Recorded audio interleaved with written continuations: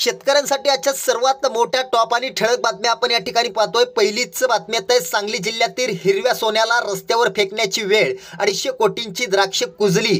पुढली मोठी बातमी आहे पुढील 24 तासात जोरदार पावसाची शक्यता, अनेक राज्यांना अलर्ट जारी, हवामान विभागाचा अंदाज।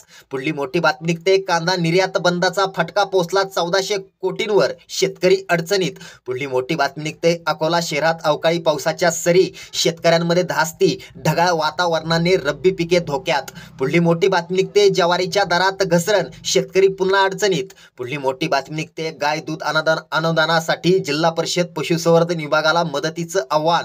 पुढली मोठी बातमी निघते अवकाळी गारपीटग्रस्तांच्या मदत निधीला अखेर मुहूर्त, प्रति हेक्टर मिळणार अर्थसहाय्य, शेतकऱ्यांना मोठा दिलासा। पुढली मोठी बातमी येते 200 पैकी 214 मार्क मिळवणारा शेतकऱ्यांचा सातबारा सरळ लिहिल का, राजू शेट्टींची तलाठी भरतीवरून टीका।